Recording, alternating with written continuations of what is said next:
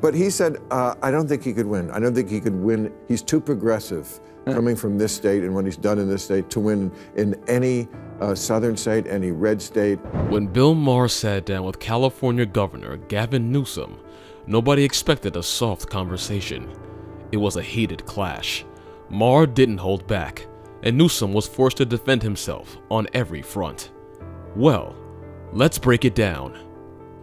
Bill Maher starts off by cutting straight to one of his biggest frustrations, California's obsession with red tape.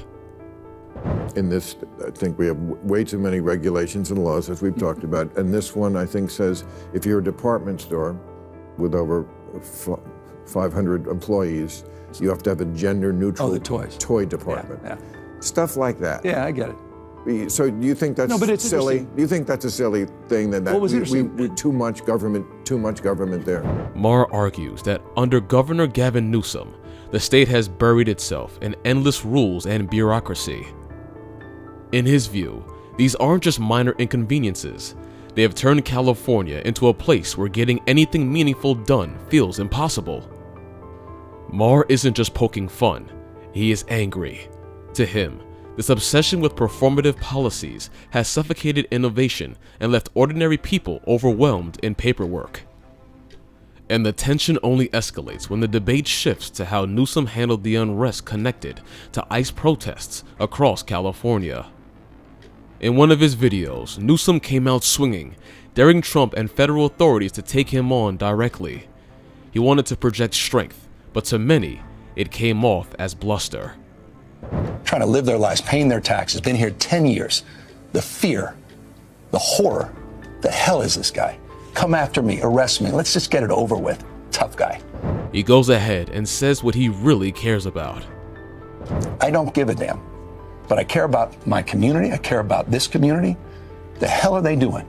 These guys need to grow up, they need to stop, and we need to push back. And I'm sorry to be so clear, but that kind of bloviating is exhausting. So Tom, arrest me. Let's go. That's bold, right? Well, his fiery words lit up headlines, but when the backlash hit on social media and across the political spectrum, Newsom quickly backpedaled. He apologized, tried to clarify, and then pivoted into tough talk, warning protesters about looming arrests. But for critics, the damage was already done. Instead of looking decisive, Newsom looked cornered, reacting only after pressure forced his hand. If you incite violence or destroy our communities, you're going to be held to account. That kind of criminal behavior will not be tolerated, full stop. Already more than 220 people have been arrested, and we're reviewing tapes to build additional cases, and people will be prosecuted to the fullest extent of the law. Really strong words, but by this point, many felt it was far too late. For critics, Newsom's sudden tough stance only highlighted his hesitation earlier. The bigger question echoed in the debate was simple. If he cannot keep control of his own backyard, how can he possibly lead an entire country? And that's exactly where Bill Maher jumps in. To him, this isn't an isolated slip. It is part of a much larger pattern. I was on KBLA yesterday, with my friend Tavis Smiley. I'm an investor and a supporter of that station. And he said, who do you want to run for president? I mentioned, I think you'd be good at the job. Not this year, we know. No, I know. He first makes a little joke about the leadership of Bill Maher, but listen to what he says next. But he said, I don't think he could win. I don't think he could win. He's too progressive coming from this state and what he's done in this state to win in any southern state, any red state. I disagreed, but no, this is a progressive African-American owned station, and I'm sure they like you. And that is the cutting point. Even in spaces where Newsom should be safe, skepticism runs deep. Maher's conclusion? Newsom doesn't just face an uphill battle because he's too progressive. He's simply not competent enough. Sure, he may not serve up the infamous word salads Kamala Harris is known for, but his record in California tells a different story. A struggling economy, sky-high homelessness, rising crime, and a leadership style that feels more polished than practical. And Maher isn't alone in thinking this way. Mel Gibson also reveals the truth not only about Gavin Newsom, but also about Karine Bass. Gibson then proceeds and asks simple but heavy questions that strike the nerve. The reality is stark. California's in a state of turmoil, and I ask my fellow Angelinos, why are Gavin Newsom and Karine Bass still in office? How much more of their destructive decision-making masquerading as leadership are we going to tolerate? It's time to take back our community and our state. And it isn't just Mel Gibson saying it. Many Californians feel the exact same frustration. The truth is, Newsom and Bass shouldn't be hanging their head in shame. If leadership is about results, then they have failed spectacularly. Under their watch, California has morphed into a state that bleeds its residents dry with high taxes, while offering back little more than surging crime, unaffordable housing, and a bureaucratic machine that grinds everything to a halt. It's no surprise, then, that so many Californians have simply packed up and left. Many are heading to states where the cost of living is lower, the streets feel safer, and governance actually feels like it works. That not being enough, another person who feels Newsom should resign is Bill O'Reilly. Here is what he says when asked about the California protest.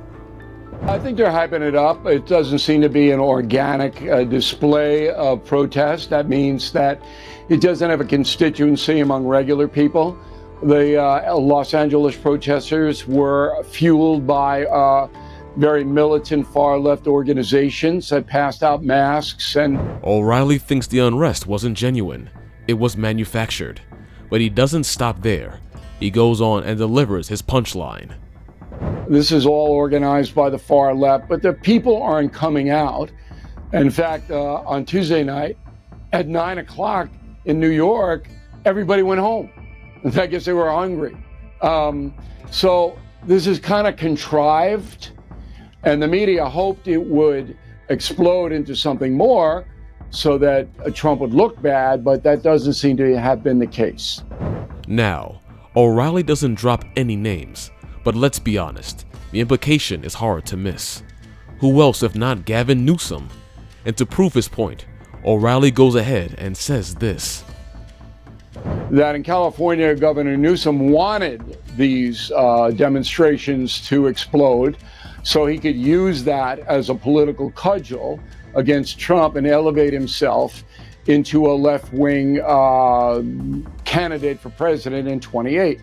That's a heavy accusation, but O'Reilly says the evidence speaks for itself. And let me back that up. So when you have the police chief of Los Angeles in a press conference saying, we're outmanned, we can't control the violence, the fires on the cars, the throwing objects at our own police and ICE agents, we can't control it. That's a really great point there. After all, when the unrest first erupted, Newsom didn't step in with firm condemnation. Instead, he gave safe, carefully worded statements that felt more like appeasement than leadership. To critics, it looked less like protecting communities and more like place-sating the mob. To wrap up his point, O'Reilly had this to say. And you don't have the governor immediately sending the National Guard down to help the LAPD. Then you know the governor doesn't care or wants it to explode. And that's what I believe Newsom did. O'Reilly's point is hard to ignore. And while Gavin Newsom hasn't officially announced a run for president in 2028, he hasn't exactly kept his ambitions hidden either. The national media appearances, the carefully branded podcast, the sudden tone of bipartisanship is all looks like groundwork for a future campaign.